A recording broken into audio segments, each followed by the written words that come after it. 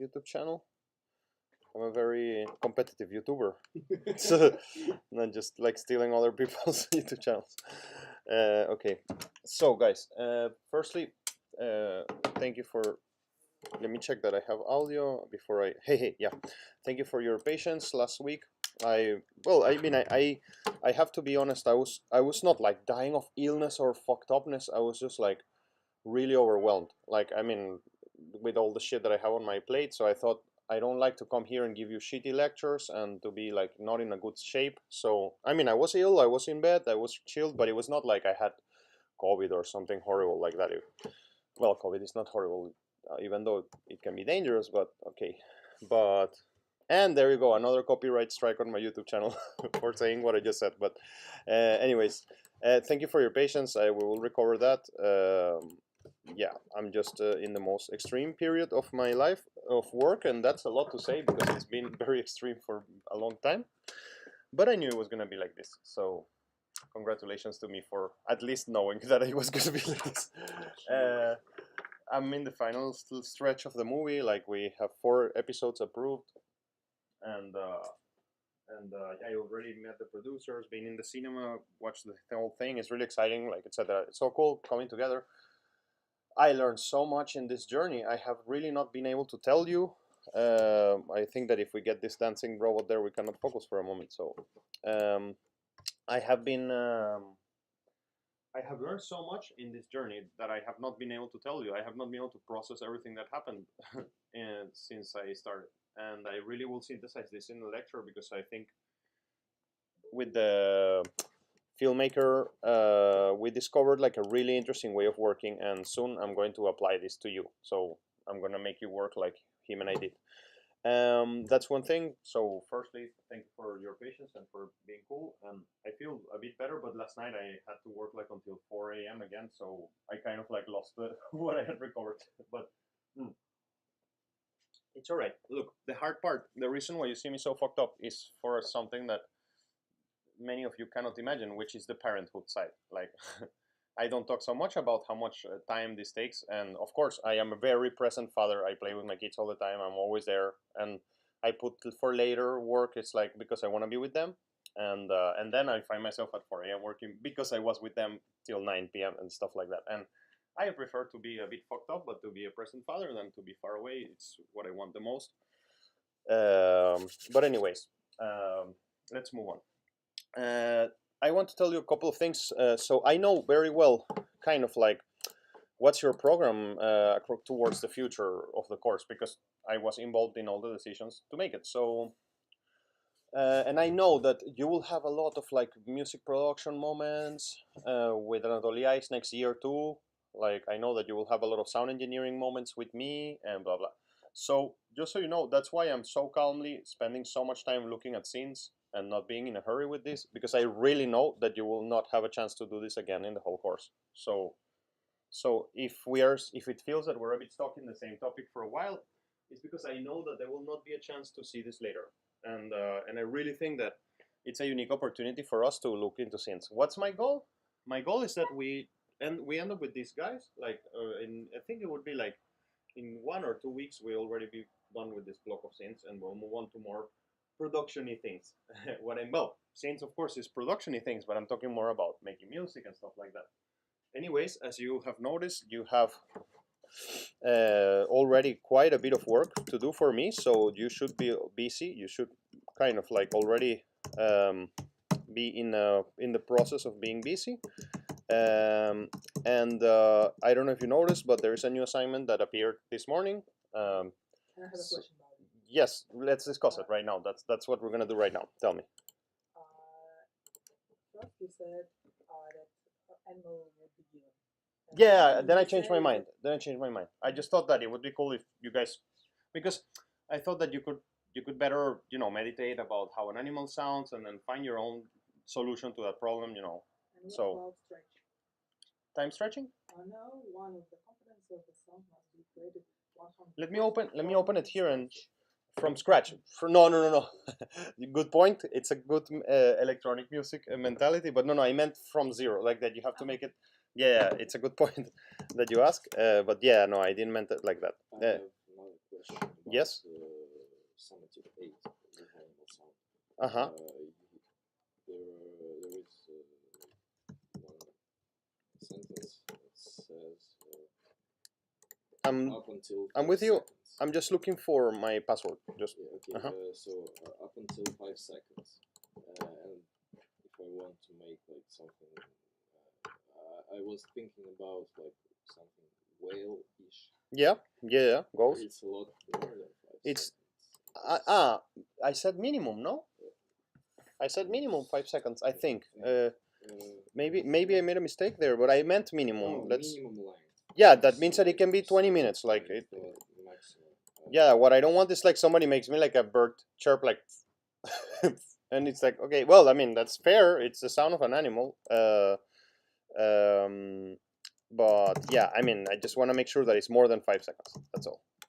So from 5 upwards. Just log into Google Classroom and we're in. Wait. And there was something really important I wanted to tell you, by the way, that it's not so related, but it's related at the same time. Let's clear those questions. Are there any other questions about these exercises? No? We're cool? Okay, I made it for next week on purpose, so let's discuss them next week. So bring them to me. And really, if they are like, remember my elephant, it was really shitty elephant. Like, if it's so approximate, it's okay. Like, it doesn't have to be like a perfect rendering. Just do your best. All I want is you to think like, it sounds like the sound of a tiger has this like vibrating thing on the background, and I don't know, like, and it has this like roaring on top of, I don't know, I just wanted to decompose this sound and to think about it as individual parts. So yeah, I mean, in case, well, if we have any other questions about this assignment, we can discuss them, but it seems like no. I have the Google Classroom open now, and it seems like everything is clear. I have a really not immediately related question. Who here, I mean, are you guys accessing ChatGPT or not? Like, you are. Everybody is, or because you don't access it because you don't care, or because you can't? I just don't have a reason to use it. Okay, great. Just in case, I wanted to document this for everybody because, you know, I love this kind of things, and I know that maybe for some people it could be hard to access just in terms of like not having an international phone number or something like that. And I wanted to leave a recording, and that's what I'm doing right now for 2 seconds. Of I found a really alternative way to access ChatGPT that is to like kind of like some I guess like, I don't know how to call it, but yeah, I mean, just one of the back doors of the internet. And I wanted you to show it to you, and it also gives me a chance to show you. We have talked about Nostr, about this decentralized social network. But let's say that you guys want access to this and you can't because you don't have an international phone number, you don't know how to. Here's a video on how to do it. So this is Iris is not like, it's not like Facebook.com. We have spoken about this a little bit, but I'm just repeating this. Iris is not like Facebook.com. It's like Iris is a way to access the database of Facebook, or not Facebook, but Nostr. Nostr is a decentralized social network. So the way this new social media works is like, you don't use a company. There are these portals that help you to connect to a database, and that database is in 100 million hard drives. I'm hosting an Nostr node now, like, so some posts are coming to my computer, for example. And because there is no administrator, there is no account manager, there is no, I mean, to create a new account is kind of like a very independent process. You don't need to give an email or to send a phone or to ask for something. You just go to the database and get a ticket, you know, like a number, and then you have a capacity to publish to the database. Do you understand that? And so, how do you log in? You load your private access key. And how do you get your private access key? You just, for example, imagine I want to start using this and ask me, what's your name? My name is gonna be talking to ChatGPT, and then I'm gonna log in. I'm gonna create an account. So I just created an account. That's it. I mean, I just wrote my name and I just created an account. How can I log in later? I need to copy my private key. If you see my private key, you can access my account. I mean, if right now I show, I don't care about this account. This is a throwaway account. I don't give a shit about this account. But what I'm trying to say is like, if you see this number, if I'm streaming it on YouTube, like that, just by doing that, and that's my private key, that's my login and password in one thing. You need to save that. If you want to be private, you can create an account every time you want to use ChatGPT. I'm just telling you. Are you following me so far? So you want to use this thing, you just like open this website that I'm showing you, iris.to, write that, whatever, this is you can create a new account every time. You don't need to remember this, but I'm just saying it just in case. Because, for example, I do have an account, like it's my personal account, and it's like, I don't know if I'm going to be able to find it right now, and that I have kept my private key, and I will never show it to you, because if I show it to you, you will be able to hack my thing. You get it? So okay, once you have an account, all you need to do is to go to GPT-3, like to find a user called GPT-3, and that user, just in case, I have a link here to it, because sometimes when you open Noster, it takes like a bit of time to sort of like log in, like to load the data. So this is the user. Huh? Yes. So this is the user. So somebody made this, and this person is not only a genius but a very kind human being. So somebody made this, and all you have to do is to make a post. Like imagine, let me just follow it. I guess, yeah, I'm gonna follow it. So it's now in my database, and all I need to do is to write a post and tag GPT-3. And so this person made a bot that connects Noster with OpenAI. So. Good morning, and that's it, and then you're using ChatGPT. So you're basically like you cannot access ChatGPT like one by one. You can access it by OpenAI. To go to the website of an OpenAI, chat.openai.com, you need to make an account. You need to have a phone number in another country. And for some people, this is really easy. For some people, this is really hard, or whatever is the case. But it should work. I was using it all night, like last night and all the week, so we'll see. But this is an alternative way to log in. Why do I tell you this? Because I'm obviously pissed off that Russia doesn't have access to this, and I think that this happens so fast, but whoever doesn't have access to this has a disadvantage. It's like not having access to Google. It's the same already. So it's not optional, in my opinion. Unfortunately, I don't like this. I really don't like this reality, but I can recognize when something is unstoppable, and this is unstoppable. And it is already here, and it was really fast. And to be honest, nobody saw it coming. I mean, I guess that some people saw it coming that were really into AI, but none of us were imagining in January that we were going to be so focused about this shit now. Like, and that's just the beginning. So anyways, whatever. I guess I'm having a glitch, but we'll see it later. It really works. You know another option to access it. I'm telling you because you're my students, and I believe that we have to be on the top of the wave all the time. So, and that's how it works. I'm very sad that my demonstration is not working, but I promise you that it really does work, and it does work very well. And we will see it later. Okay, back to our main topic. So we're continuing with synthesis. My main goal of the day, so you know, is to arrive to here. To arrive to here. I've been writing, thanks to ChatGPT, because it's a great tool and it's really useful. I've been writing for you guides on how to use all these things, like, you know, step by step, just like do this, come here, grab this, touch this, etc. I remind you that you have all the Arturia scenes in this computer, so really play with them, come and touch them. Why am I doing this? Because I want you to have a bridge with the real world of scenes. Like, I mean, if you learn how to use the Ableton scenes, that's really great. But I don't think that you will be comfortable when you grab a device like this. And the Arturia scenes, I think, will make you more comfortable with that. We will talk about some aspects of synthesizers further, like we were following, and we're still following the Welsh synthesizer cookbook, and I hope to cover all this book with you. We're already kind of like halfway. It's not a long book. So let's continue. So far we have talked like about additive synthesis, and we discussed like kind of like where it comes from. We discussed also about subtractive synthesis, very mildly, very little, and yeah, we have to know that when you create a synth sound, it's usually called a patch, like in English, because we will talk about this further down the road. So we are creating patches when we create sounds with synths. And yeah, usually synths create, and this is kind of like a summary of what we have discussed so far, create sawtooth, square waves.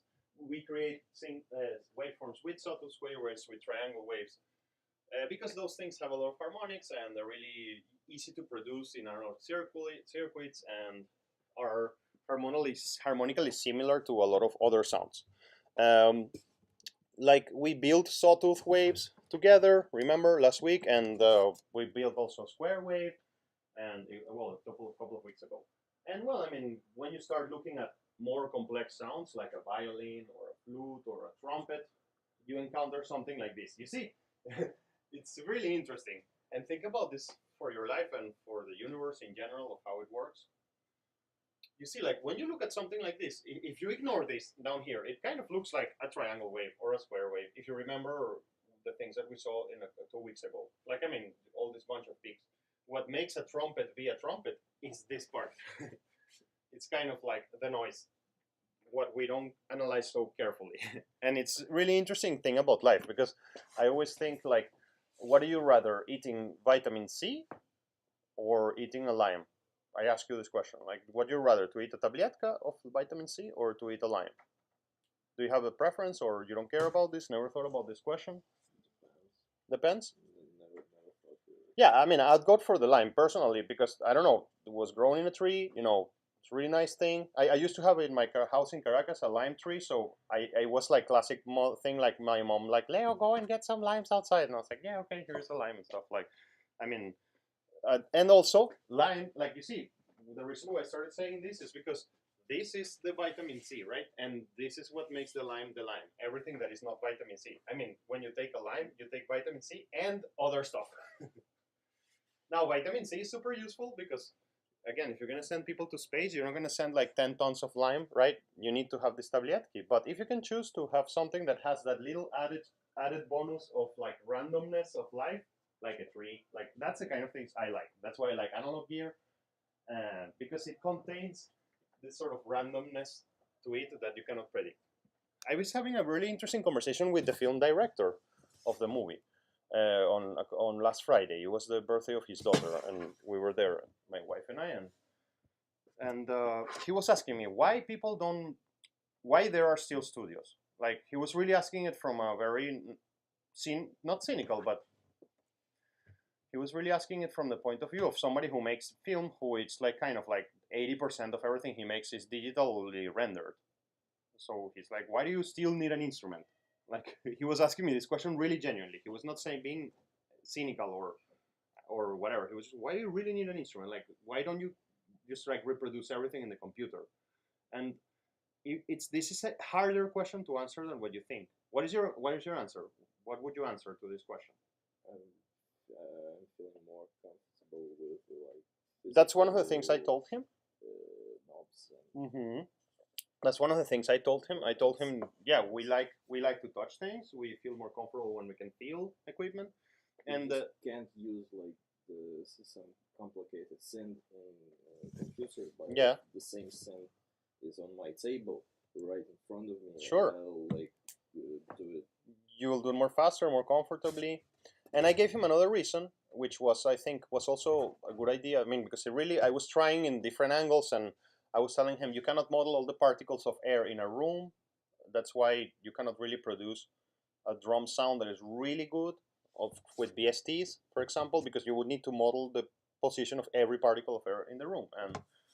And he was telling me, yeah, but it would be possible in a couple of years, which he's right. I mean, I think he's right. If I see the trend on computing, where it's going, I think it's right. It's going to be possible. So maybe that's not the reason.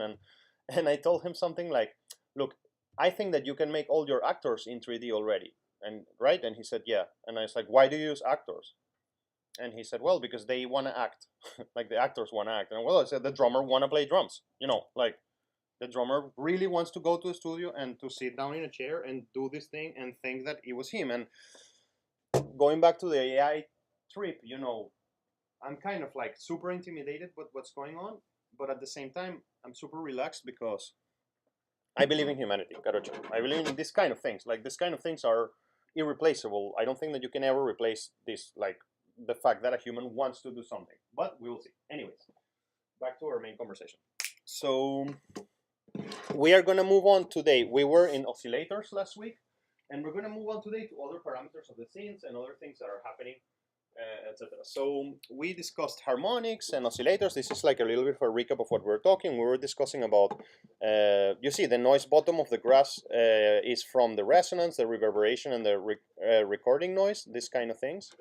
Higher harmonics do not die away uniformly in acoustic instruments. I think that I'm just going through this and detuning oscillators, can create interest. These are things that we discussed already. Using two oscillators giving more control over the harmonic make of the final sound, and there are many other tools available to fine-tune the harmonic structure, and that's what we're going to see. Synths have, let me have here open in parallel. I thought I had open Ableton Live, but let me leave it open here in the background. We discussed as well that synths usually have like a noise. And by the way, let me just tell you a little bit of what I am expecting to happen. I'm expecting you to come back to these slides and see them later, maybe. Like, I don't expect that I'm going to blast all this information to you and you're going to be like, yeah, I know everything now, obviously. Like, I make these things so they're like a database for you that you can in the future come back and see them, etc. But yeah, I wanted to open a synth now in Ableton and show you that. But usually synths have noise. We discussed this already, and it's usually either white or pink or brown. Noise has no harmonic or partials or anything like that. It's just noise. And we saw Wendy Carlos discussing this noise, and it was really useful. And these are how white noise and brown noise and pink noise look like. And we leave our summary. That was what we were discussing before. I want to talk about something called syncing. What I want, again, is that you come to any synth in the world and you're like, what is this syncing thing? I remember that Leo said something about it. What was it about? Ah, it's about this. That's all I'm pretending to do with this set of lectures. Just like talk, save a lot of material for you there so you can come back and check it out. So, when you have two oscillators at the same time running, and before I move on to explain what syncing is, remember that these limitations and these things were designed like this because they were designed in an analog world where there were no computers, no computer code and everything, and this was all governed by the rules of electronics, connecting things together. So when you see in a synth something called sync, usually what's happening is this. You have oscillator 1 doing something and oscillator 2, right? You follow me there. Like we're super clear about this. And it happens that oscillator 1 is doing a waveform, and let's say that the oscillator 1 waveform goes like this, like up, down, and that's the end of that movement of that waveform. And oscillator 2 is doing like another movement. Don't care about the movement, which one it is. When you hit a button called sync, you're doing the following. You're telling to oscillator 2, as soon as oscillator 1 finishes its waveform, reset. Make sense? Look at it here. Look at this illustration. It's like you see, don't look at the first one for now. Look at the second one for a moment. The second oscillator was like, I'm doing my stuff, and then it's reset to the beginning of its waveform as soon as oscillator 1 finishes a period. That's the name of the official name of it. So oscillator 1 finished oscillating. Like, what do I mean finish oscillating? It's just like it did a whole period of the waveform. What do I mean the period? Going from like rest to pressed to I forgot the word right now in English, back to rest. Like, and when it goes back to rest, it just like triggers the next the second oscillator to reset itself again. So you see the oscillator was here like, oh, I'm on my way to finish my, oh no, sorry, I have to start again. Yeah, that makes sense? So that's what is called syncing. Dual oscillator animal syncs often have the ability to sync one oscillator with the other. Syncing is very powerful to create like things that feel like a piano or like a harpsichord or something like that. Syncing forces the wave cycle of one oscillator to restart when the other oscillator starts again. Yep. The oscillator is being synced is called a slave, so there's a slave and a master. And let's just, before we watch all this material, let's just kind of like see it in real life, and that's how we're going to proceed today. We will see a lot of other things further in the synthesizer, and I will continue.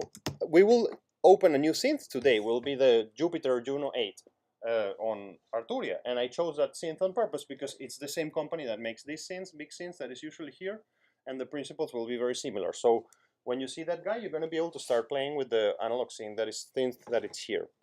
But for the moment, I'm going to leave the Mini V because it's so simple and we have been seeing it for a while. So, and I just want to show you this sync thing here that I'm talking about right now, quickly. Is it for like removing the phase issues? No, it's really Because, like, if two oscillators are going like starting at the same point but with different speeds, like they at some point they will cancel each other. You have a good point there. You have a good point there, but I don't think that's the main reason. Like, I think because sometimes you want those phase cancellations, that they will produce an interference pattern or create a new waveform that it's the one that you want. But I think that the main reason why this was done is because, like, I don't know, imagine that I give you like a screwdriver and a wrench, you know, and I'm like, build a car, and you're like, fuck, like, how can I do this with these two tools only? And you would become very creative. You will create some like tower of thing. I don't know how you're gonna make it, but so these guys had very limited tools, and this was a tool they had to make more variety that was available to them. It was like, I can just easily flip a switch, and then oscillator 2 starts again when oscillator 1 restarts. So it's just to produce. It's just to produce more variety, exactly. It's to produce more variety. So how does it look like? You see oscillator 1 sync. So right now I have sync oscillator 1 and 2 fully. I think that in here it actually works more like, wait, let me check it, because yeah, in the, I think in the Mini Moog, wait, let me see, what do I have here? I have oscillator 1, 2. Let me change the waveform type.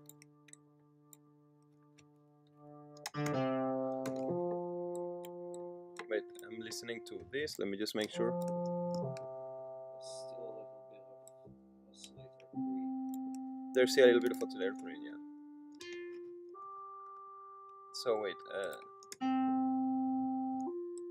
no, I think that in this case, I think that I need to see.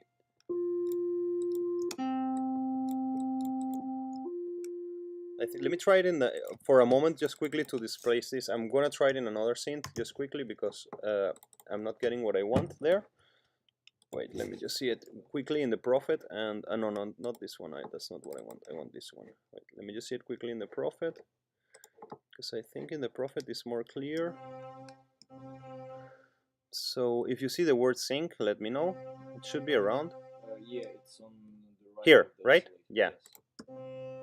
So this is more what I wanted. I think that in the we can ask ChatGPT actually. Let's see if it's working. But this is the kind of things that we can do really quickly. But yeah, it replied. Good morning. How can I assist you today? Tell me please. Well, I don't have to scream to it, right? Tell me please. What is the sync function? In the Arturia Mini Moog 5. Mini Moog 5, because I'm having a feeling that in the Mini Moog it's just like synchronizing, like it's a little bit of an exclusion. I think it's synchronizing just the oscillator's pitch. Like, I don't think it's the same sync that I'm talking about. I just want to be sure of that. And look, I have another sync here, but that's for the arpeggiator, right? So let me try to. It sounds actually kind of. It sounds how it is. No, it sounds how it should be. Yeah, I feel it like it sounds how it should be. You see, if I start changing the frequency, I get really weird effect. The way we can see this is by seeing oscillator 2. You see? Wait, let me change the frequency or the type. Yeah, of oscillator 1. That's what I want. But You've turned off oscillator 1. yeah, I wanted that. I wanted to hear only oscillator 2, but it seems like it's not gonna sync it unless it's working. Let me switch off sync. Oh, nice. Some nice pulse width.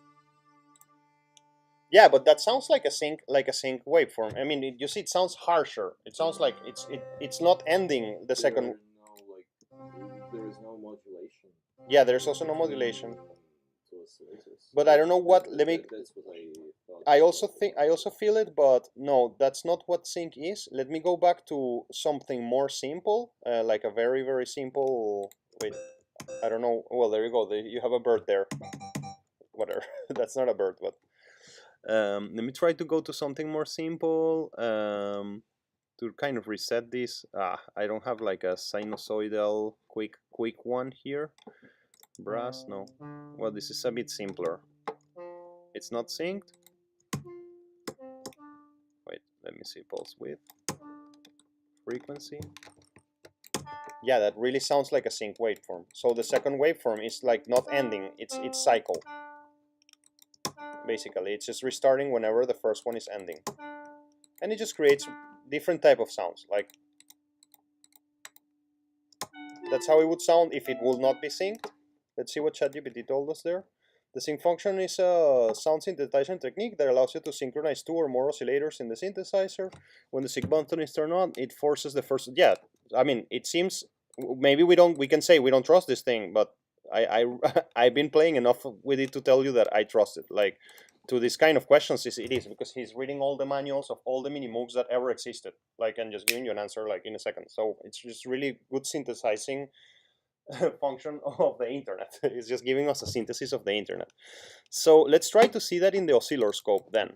If I load an oscilloscope, can we see something? I don't know. We have an oscilloscope now, thanks to the research I did, and should be in observer, right? It was like, yeah, wave observer. Thank you, I had forgotten about it. Let's see if we can see if we have by any chance can see something there. That's so cool. We have like a microscope into sound, and there was this function here. I forgot everything. Like here. Let's see. Channel. Yeah. Well, it's just channel left and right. Wait. Let me see if I make things a bit slower. Like I mean, I change the frequency a bit.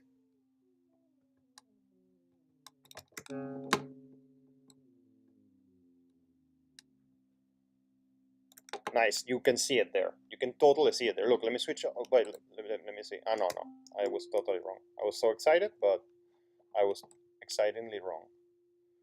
So what are we seeing here? Let me think about this. It's not doing what I want. If I add noise, there you go. It's not doing what I want. And wait, I'm syncing it. No, this is gonna be another thing. Sync triplet, sync dotted. This is totally another thing. I'm really not getting the result I want. And why is that? Frequency. There it is, because I had the frequency like practically in 0. Let me switch off the sync. Wow, it becomes more stable. And if I sync them, let me see oscillator 2 alone and oscillator 1 alone.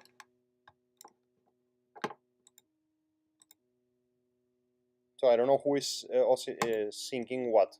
We will discuss this a little bit later. I'm going to move on a little bit, and we will have some more clarity in a second. That should have it should have worked better than what I wanted, but it didn't. So I don't want to stay stuck here.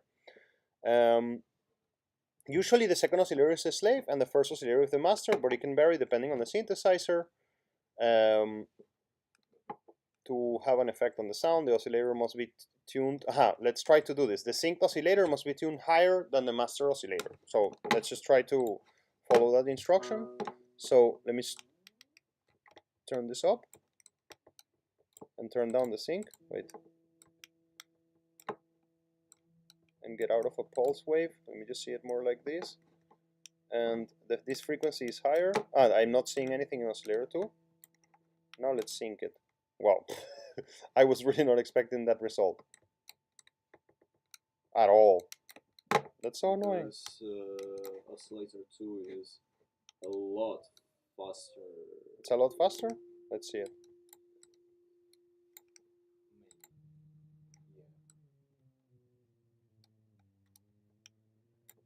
Wait.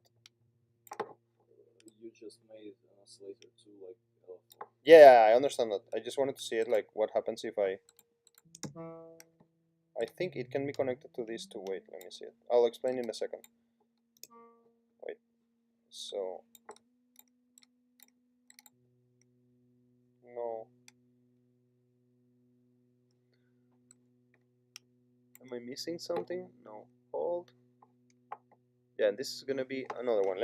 I'm gonna give it another shot on the Minimoog just to see if I can get what I want. Because I mean, some signals sometimes when you sync them, they just look so clearly, like you can see it very clearly in the oscilloscope. Like, let me see. The Minimoog has a very simple function here. I think it has like a factory reset. A factory reset, one oscillator. Yeah, here it is, like a very simple one. So let's look at it in the oscilloscope. Okay, clearly a sawtooth, and that's oscillator 1.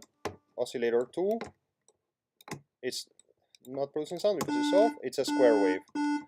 If I mix them together without sync, it looks like this. Nice little waveform, right? And now if I sync them, wait, and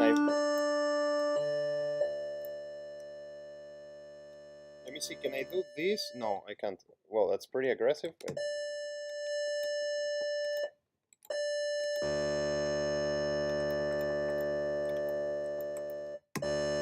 Yeah, and it's not even showing us anything right now for some reason.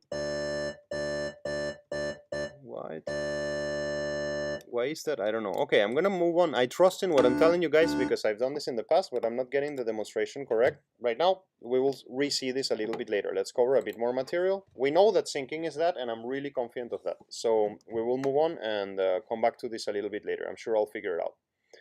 So the tuning of the master controls the actual tuning of the slave when synced. That was happening to us. Like I was tuning the master one, and it was changing here. But yeah, but for some reason I didn't got exactly what I wanted. Okay, let's move on. That's cool.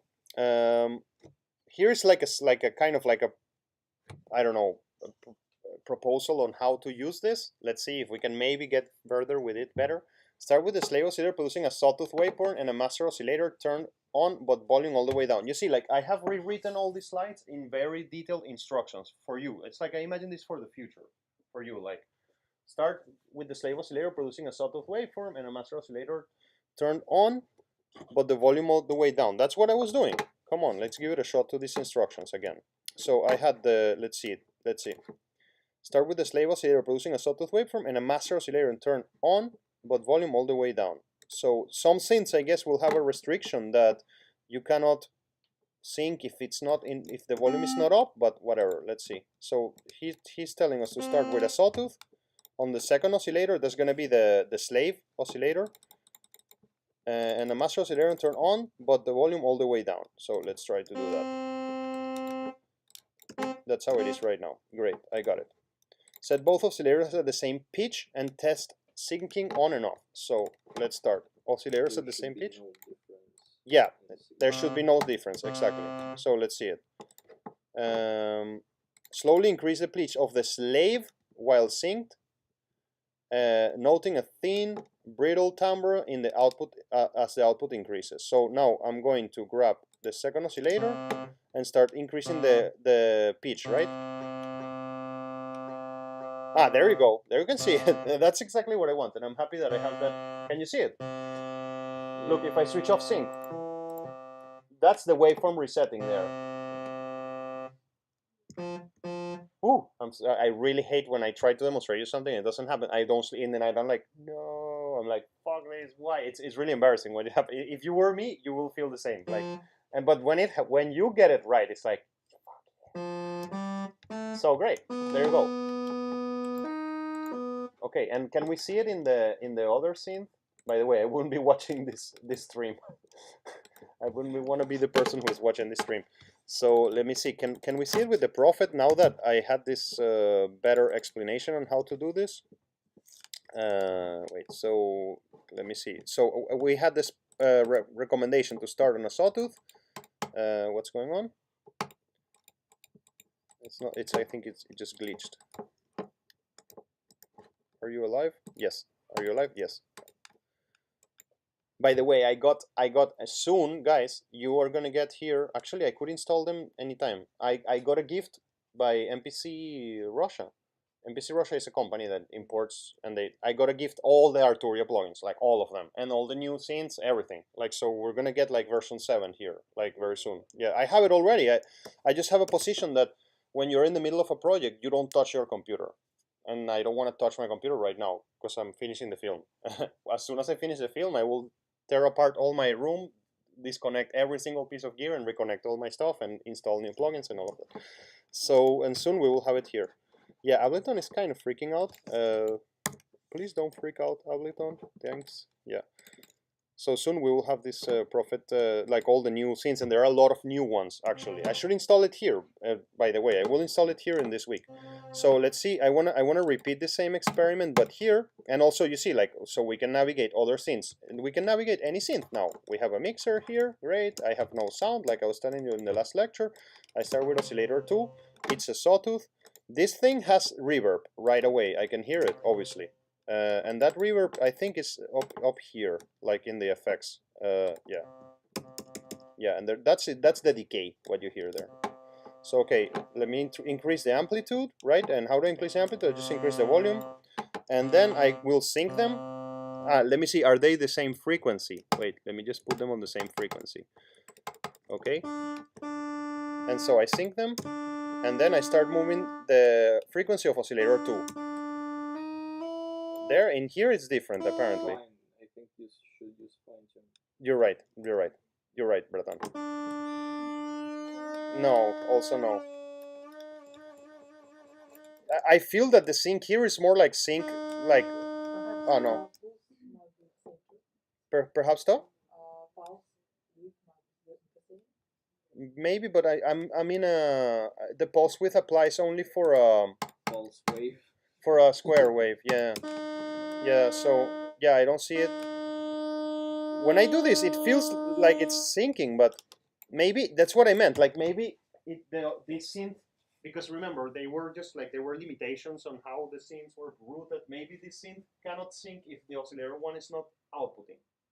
I'm thinking that, because when I try to do it with the volume off, when I open it here, it looks like it's syncing. Let me move the frequency of the second one a bit.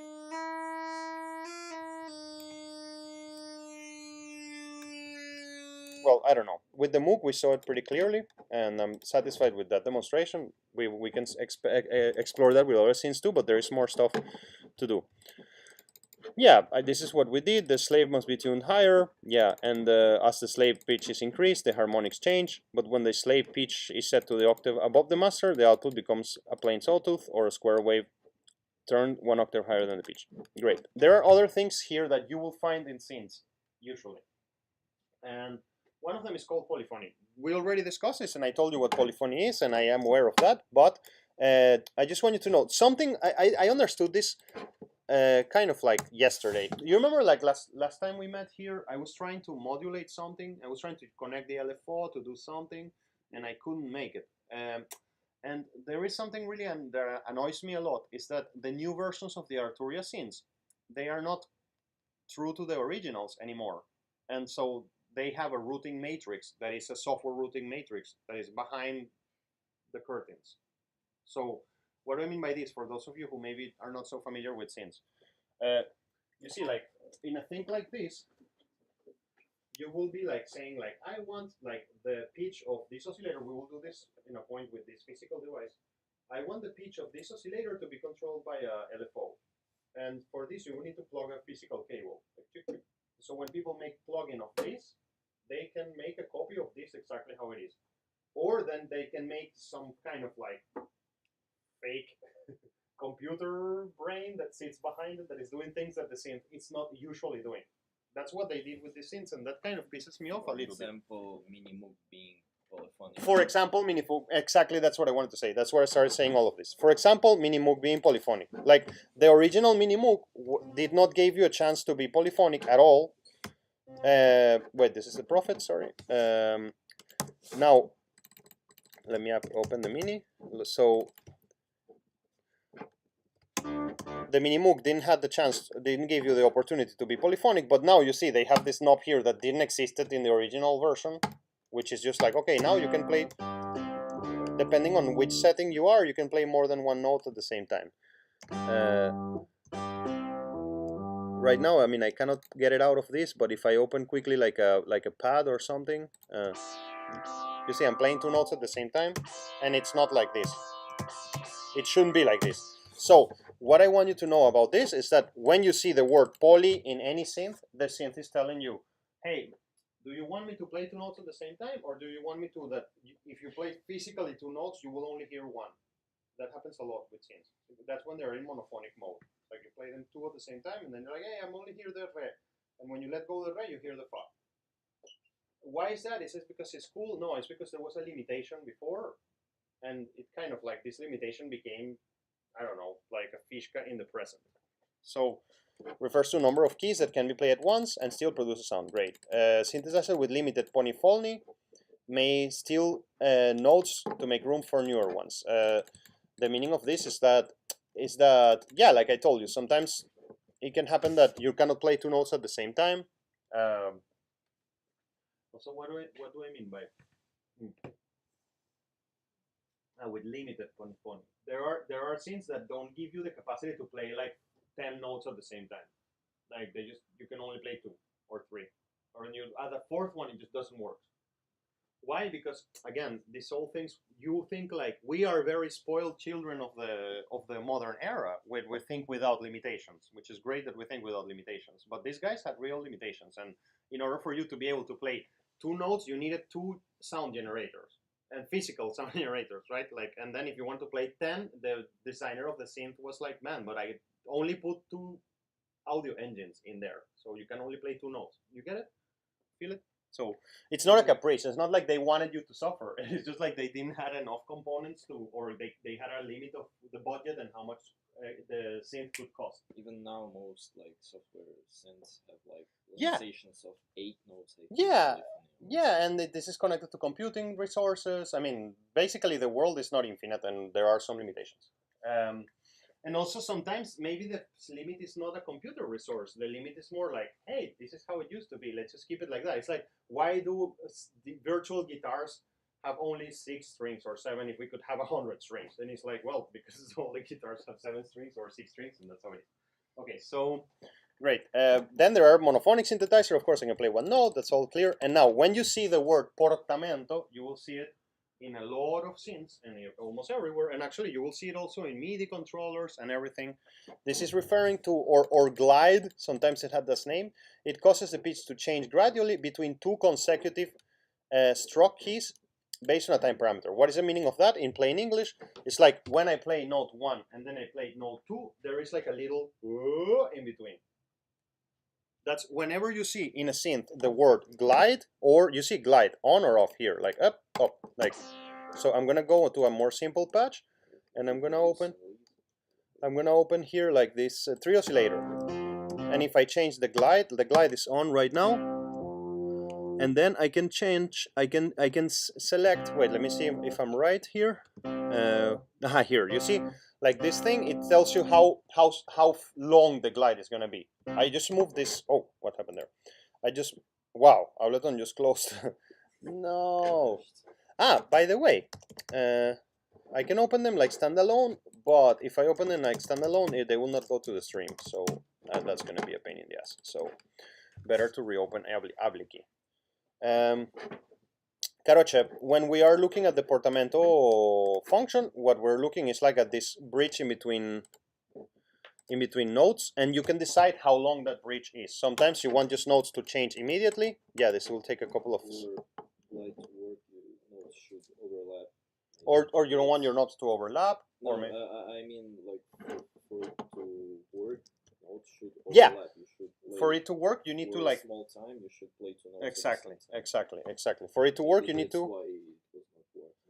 No, it was not working because I was moving the wheel. It wasn't 0, and then Ableton crashed in that moment. So come on. we can do it oblique, давай. And now it's like this, there is this glitch, you know, it takes like a couple of minutes to load. Let me continue watching some stuff in our presentation while this is loading.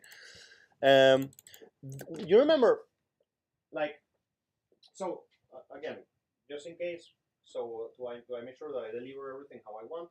Again, this is here because you will find this in scenes all over the world. Different brands, different makers will have this function.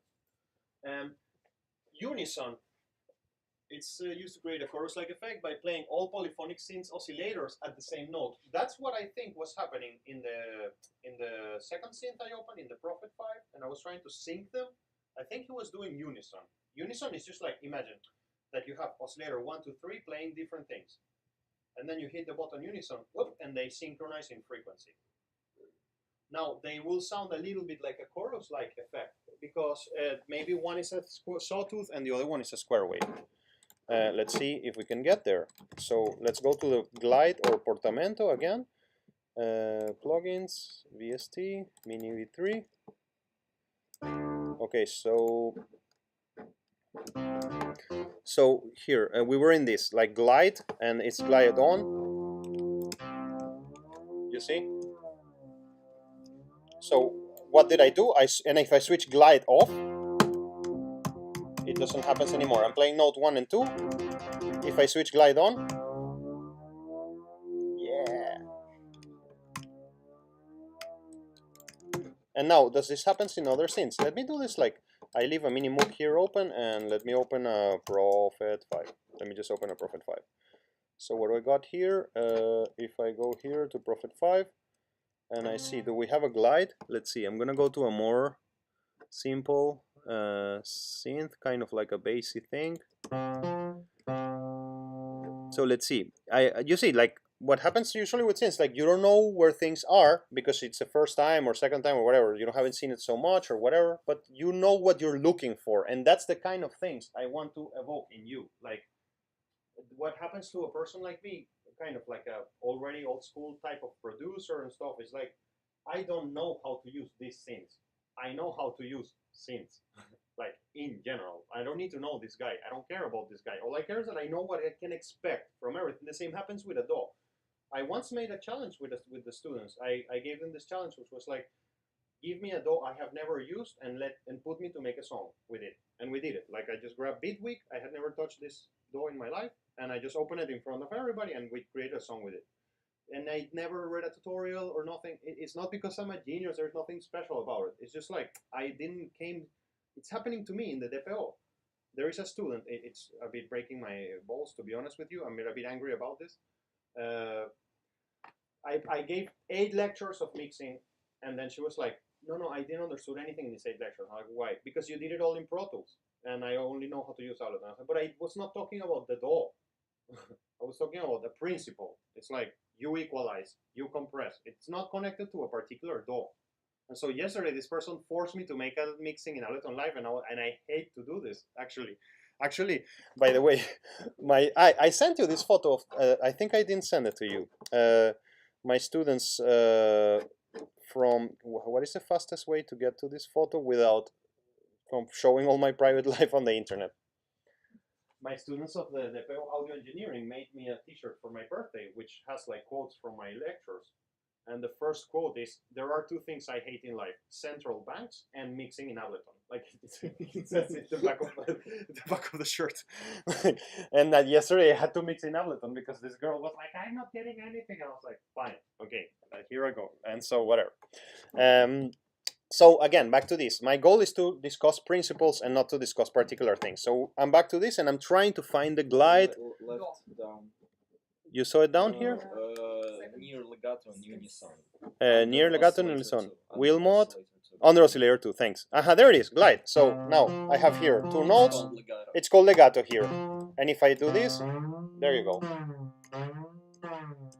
Great. So that's pretty cool. That's and really you need to be. This is really important moment for me in our relationship.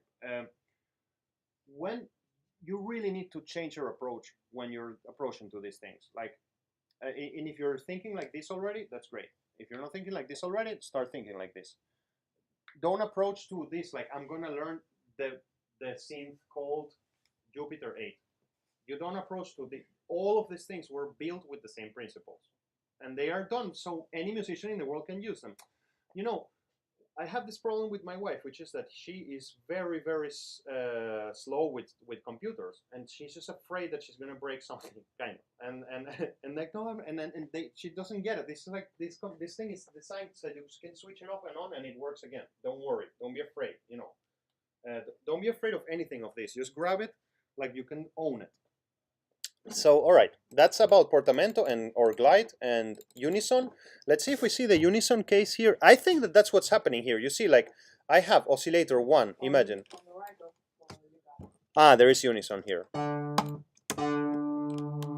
Yeah, and then it's syncing all the oscillators. Let me see, if I put them in very different frequencies, like frequency like this and like this. Wait. I'm not getting what I want there. This guy is rogue. It's not doing what I want. Let me switch off the glide here. Oh, actually, you see, it has glide and legato. It's kind of treating them differently. And so I have. That's what I was expecting, how it was gonna sound. Anyways, let's move on for now. There's a lot of things I want to cover today, and I don't want to get stuck in one thing. True analog oscillator cannot keep exactly the same tuning. And by the way, this was really cool. Like, when we were touring with Zemfira, we had this exact synth, the real one. I mentioned this to you, I think, the Prophet 5, and we had to tune it every show. Like, I mean, because in Minsk it sounds like a do. Like, let's say we were in Minsk and a la was for 40 hertz, but then we went to Omsk and a la was 439 hertz. So that's why usually, yeah, You just don't get it. it's exactly, it's because the oscillators get cold or hot depending on where you are, or also depending on the power quality of the power of the venue where you are, and that's why usually synths have a master tune. You see here, like master tune function. You see, and that's just like telling you, okay, a la will be 440. Or a la will be 439, or you can say like a la will be 400. And now it's like not the real.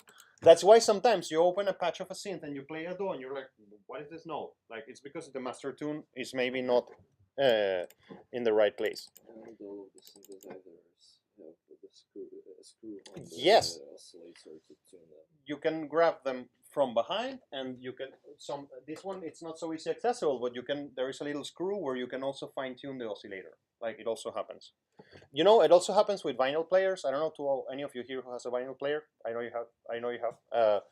But when I bought my vinyl player in December, and I was very proud of my music production skills, I played the vinyl of the Mars Volta, and I was like, that thing is not in the right tempo. Like, that thing is like slower than what it should be. And then you have to turn down the turntable, and there's like a little calibration knob there, so to make sure that the turntable is spinning at the right speed. And actually, I figured out that there is an app. It's really funny. There is an app on iPhone that you can put the phone on top of the vinyl, so not on top of the actual vinyl, but on the place where you put the vinyl, and so the iPhone calculates the rotation speed.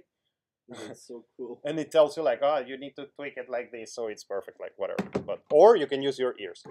So okay, great. Let's move on a little bit to see what else do we have here. We have something called ring modulation. It appears sometimes in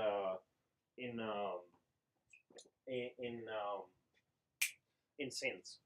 And I hear, again, I'm really using this new technology to write my new presentation, so I'm learning how to do it. So I asked ChatGPT, like, write a conversation between two friends about ring modulation. And this is what I got. Like, hey, have you heard about ring modulation before? No, I haven't. What is it? It's a way of combining two audio signals to create a new sound. The resulting sound has frequencies that are the sum and different of all original harmonic frequencies. That sounds interesting. Can you give me an example? Sure. Let's say we have two audio signals with frequency between 50 and 150 hertz. When we ring modulate it, we get new frequencies of 100 and 200. Okay, I see, but what's the point of doing that? Well, when we use two signals with many coinciding harmonics, the result sounds as rich overtones, like creating a new sound with more depth and complexity. Nothing new. That sounds cool. Can we use it in music production? So Definitely. Ring modulation can produce a wide range of sounds from harmonics, inharmonics, and it was used a lot in sci-fi movies and electronic music. You can use it to create metallic, harsh sounds and add more depth to your pad.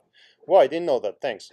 So ring modulation multiplies two signals together. It's like, it's a multiplication. It's not a summing, it's a multiplication. So usually we grab like oscillator 1 and sum it with a plus with oscillator 2. Whenever you see the word ring modulation, you're grabbing oscillator 1 and multiplying by oscillator 2. So it's a bit of a more extreme production of harmonics. It produces more harmonics. Actually, if you, this whole ring modulation thing is a whole, it's a whole kind of concept of its own. Like I think you will find, I'm not sure if Ableton has that, but you will find ring modulators everywhere. Unfortunately, I don't seem to find anything here. Shifter. No, ring.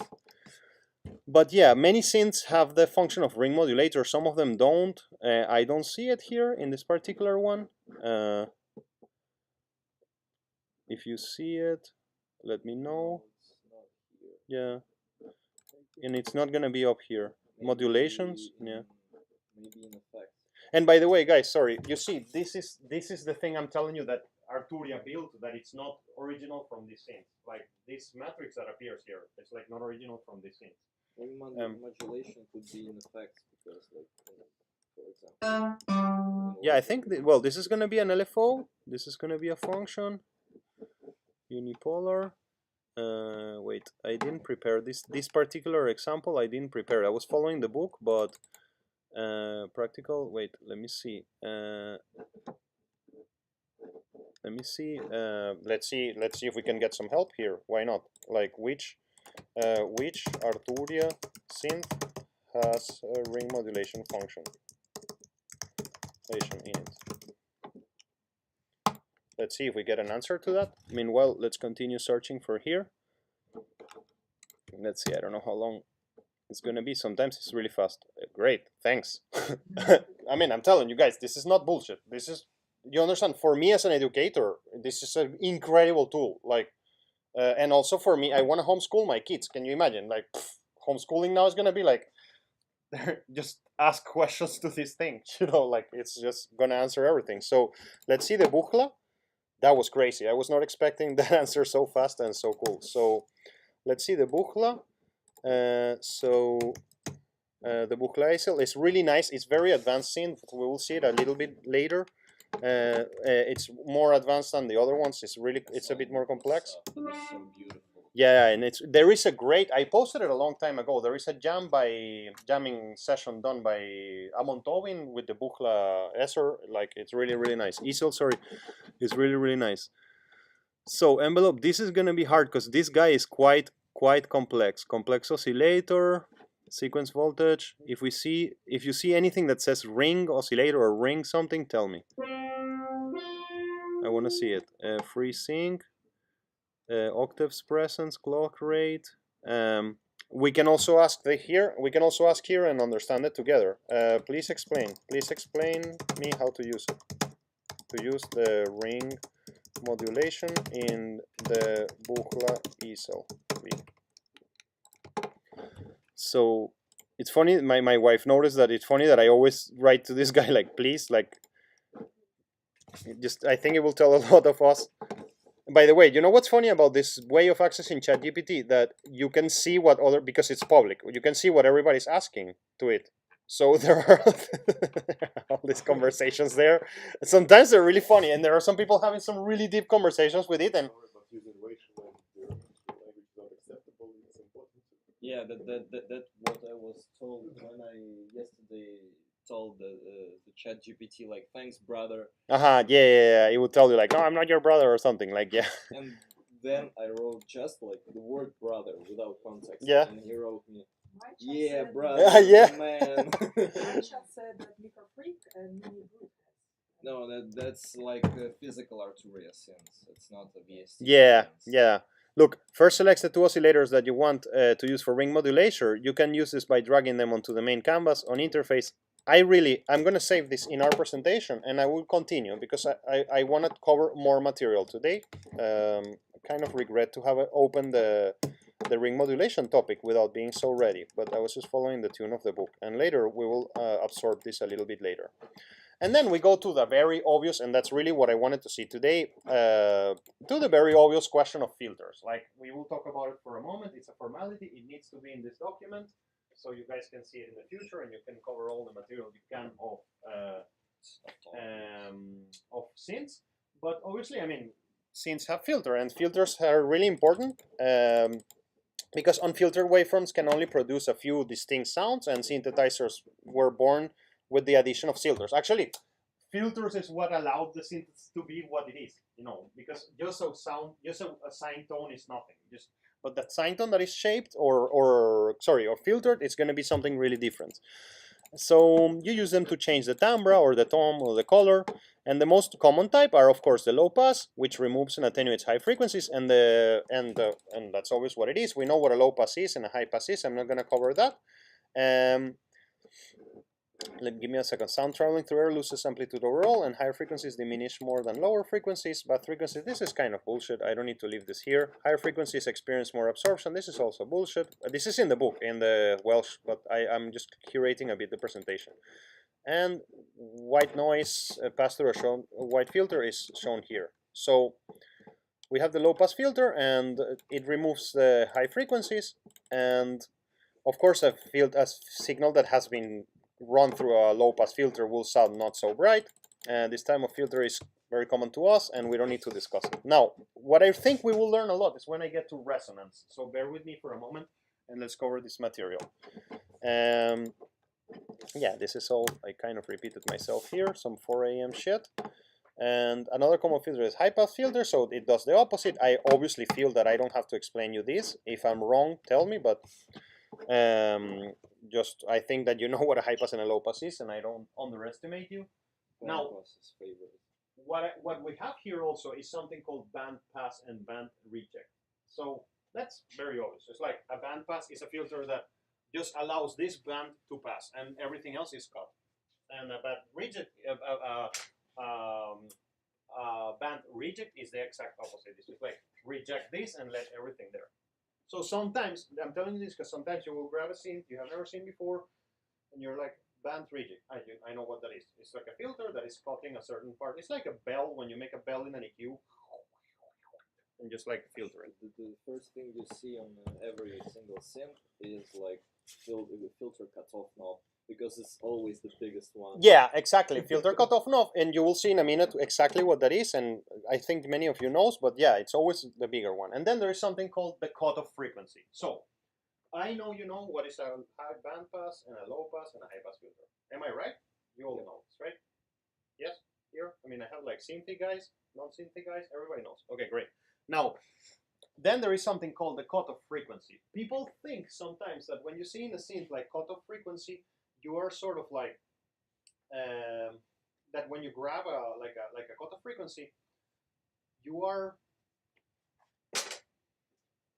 like, what I want to say is that word frequency really matters. I mean, that word frequency is there because when you change the cutoff frequency, what you're changing is the frequency where the slope starts. Yeah. So let me. This is really obvious, and it's very obvious, and I'm just explaining it badly.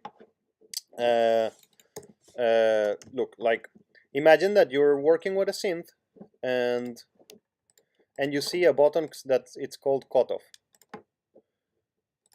Not a button, but a knob. Sorry, I want to be here. Audio effects, EQ8.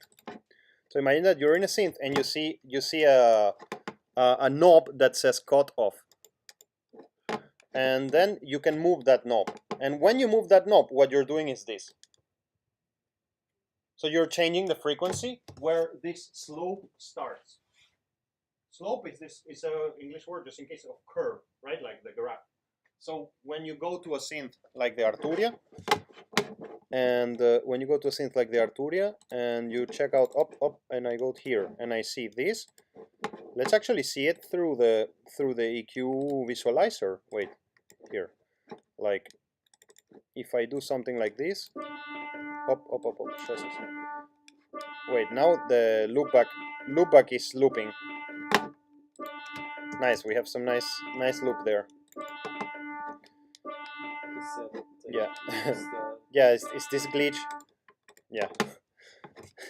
Yesterday I had the system off, like the speakers off, and I was giving a lecture in the depot, and it started looping like this. And the guys online were telling me, "Man, there is this horrendous loop," and I just didn't hear anything. They were writing me, and I was just in the middle of the lecture, and when they speak, the loop gets worse, you know. So it's like it was like, and when we opened the loop, it was like this mega like drone synth kind of song already. So anyways, let me go back here and load my mini MOOC, and I just want to show you something that I know it's quite obvious to you, but again, we will not have chance to discuss these things in the future, so better to take a time for that. I kind of, at the moment, don't even care that there is sound or not. All I want is to show you this. You see, like, if I change the cutoff frequency, what I'm doing is just like changing the position of that slope. And then if I do this, then you don't hear, you don't see the high frequencies anymore. It's just an EQ, literally, just an EQ. So look at this. If we read it, it's really cool. I mean, it gives us the precise definition, and it's really important. You will see something, now that I told you this, when we see the instructions on how to use like the mini MOOC, you will recognize something that will be helpful, I think. The cutoff frequency sets the point where the filtering begins. A low-pass filter with a cutoff frequency of 6 kilohertz will pass all frequencies below 6 kilohertz. That's obvious. Some filtering actually takes place at frequencies before the cutoff frequencies. The cutoff frequency is usually defined at a point where frequency has been attenuated by 3 decibels, and the cutoff frequency may vary slightly between instruments. Like, okay, that's really cool. And that's the slope, which is another important conversation. It's basically this. Like when we say the slope, I know I just mentioned it to you, but when we say the slope, we're talking about the angle of this. So what is that angle? Wait, and look at the resonance. That peak there is the resonance. We're going to talk about it in a second. Like in a synth, you will see resonance function, and it's exactly that peak. And it's something that happens mathematically when you try to make a cut like this.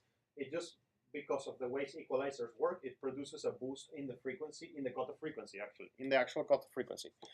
Now, unfortunately for us, this equalizers is really shitty. I mean, I cannot change the slope properly. Yeah. No, you can't change the slope. Where? There is a Q function here. Sorry. Yeah, go ahead, please. It's not that cool as in ProQ, but you can do this. Okay, and then yeah, no, but that's really not what I want. Like here. Yeah, I get it, but that's really not what I want. I think I can do. Yeah, but unfortunately, it doesn't load in Ableton for some reason, like the one I have. ProQ. Yeah, for some reason it's like maybe it's only installed like No, I can use Q1. I can use Q. Unit, because mine installed only as audio unit. Well, if I see audio units here, do you see there? What's the name? Fab filter. Is there? I don't see. Yeah, I'm gonna write fab. No, I'm telling you, I have been through this in the past already, and there is a glitch there. Maybe when I installed it, I installed only the AAX. It's possible. Don't think I would have done that, but so I can just open any other plugin. Let me think about this. Let me try the Masseburg. This is gonna be in the Universal Audio. Wait, it should be, yeah. I don't want the massive passive. I want a graphic EQ. Wait, it's my favorite EQ actually.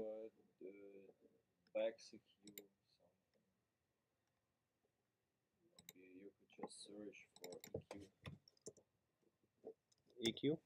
Yeah, you're right. That's a good point. Yeah, in this case, the watt precision, no, it will not work. The Oxford EQ, I think it will work. Let me see this. Yeah.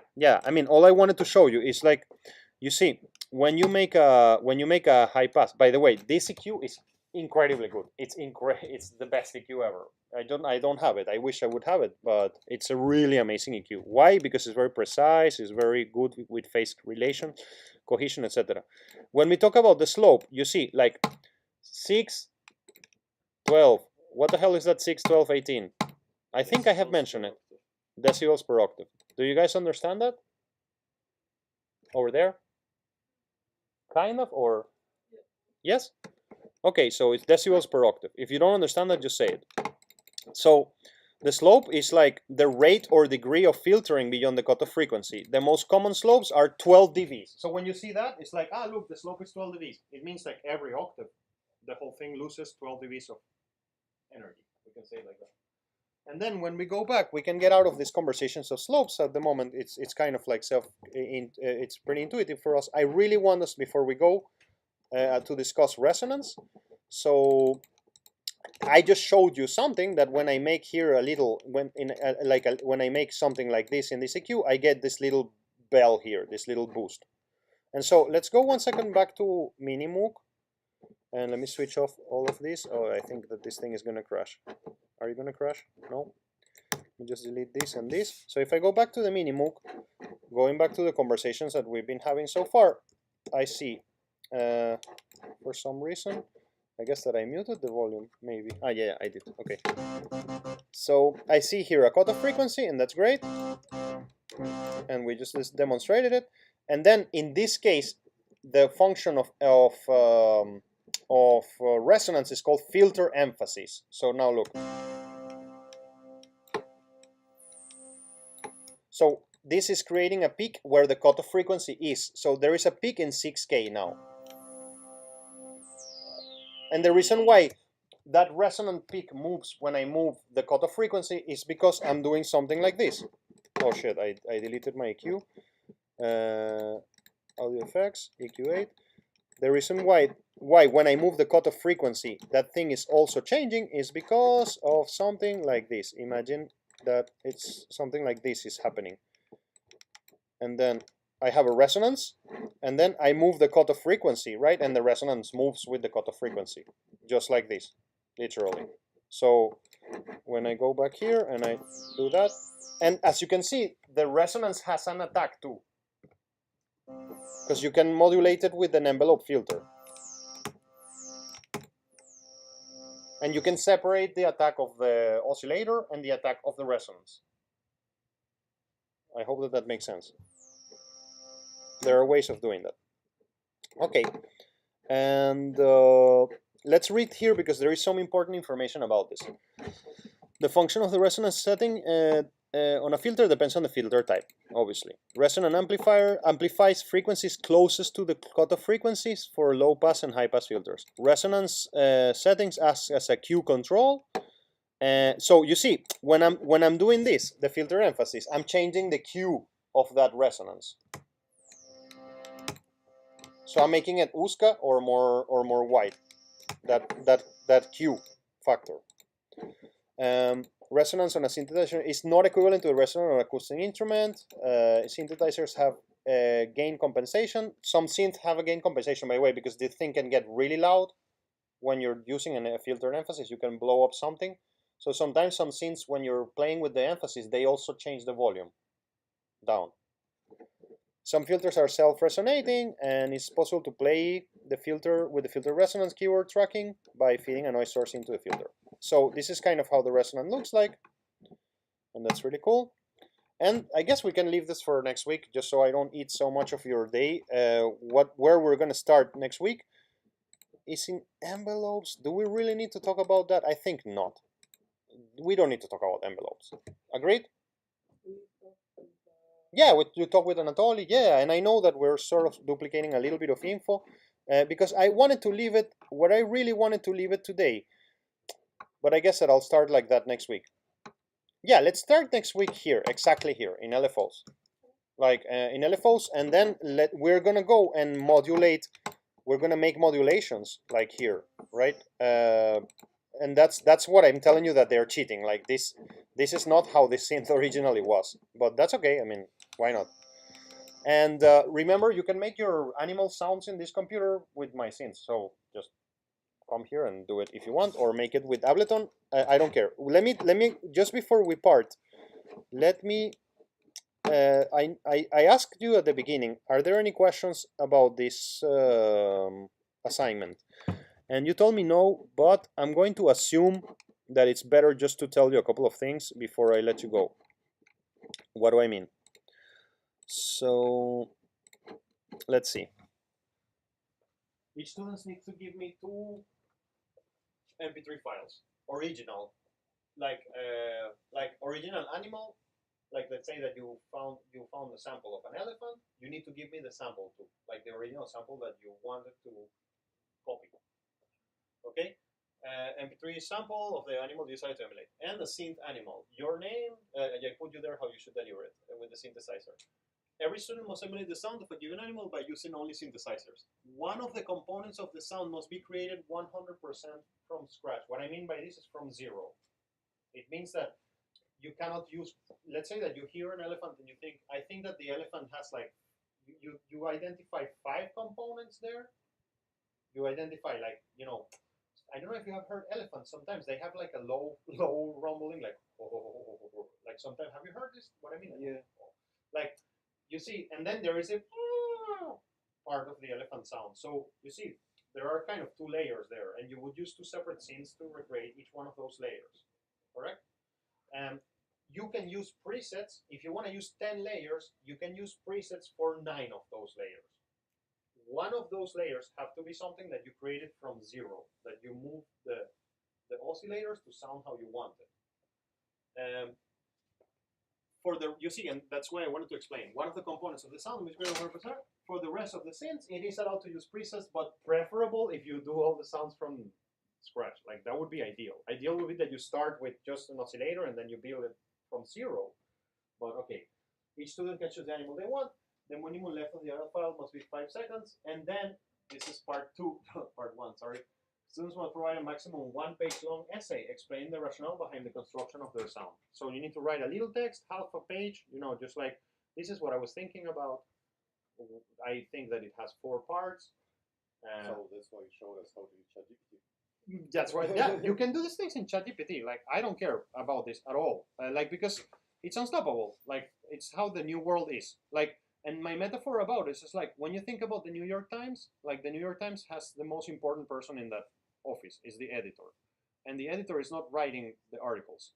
Like in the new world, we are all editors and somebody else write the articles for us. And then what is important is your taste, you know, and how do you choose what's going to go. I mean, I'm really sorry. Can I use effects like reverb, distortion? yeah, of course. You can do, because some of those parameters, some of those presets are going to have effects, so it's okay. No, No I'm problem. not talking about presets. I understand that, but I am contemplating that because some of the presets are going to have effects, so that's why I didn't even mention it. And by the way, speaking of this, can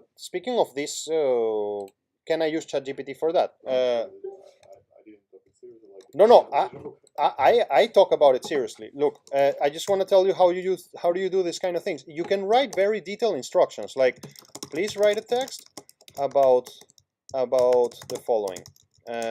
Like I made the animal. By the way, you can always writing in Russian, right? You can write to it in Russian too. It understands Russian too, obviously. Like I made a composite sound of emulating an elephant, and this is what I did. I used a preset to represent the low end rumble, and then I created a new sound with I created a new sound by starting with oscillator 1, shaping it a lot. This is not gonna be so good. A lot, shaping it, let's say with the cutoff, and then I modulated with an LFO, the attack. Write this in the style of Shakespeare.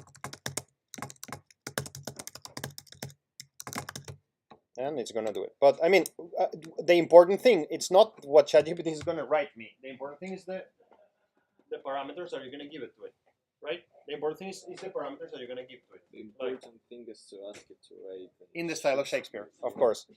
And then it will. I mean, I have done already Pushkin poems about Alex Nikolaev being ill. I was showing this to Ala yesterday, and I was like, because you can imagine for us in the office here, like I was showing, sometimes we get the situation which is like, we have a list of 100 names of students, and some of them are in Cyrillic, and some of them are in Latin. I was showing to Ala yesterday, like we put the list there, and we said like, please organize this list by separated by Latin ones and Cyrillic ones. Show me duplicates, remove the duplicates, and organize this by order of date of birth. And just does like, it's just like saves a lot of little time for little office works.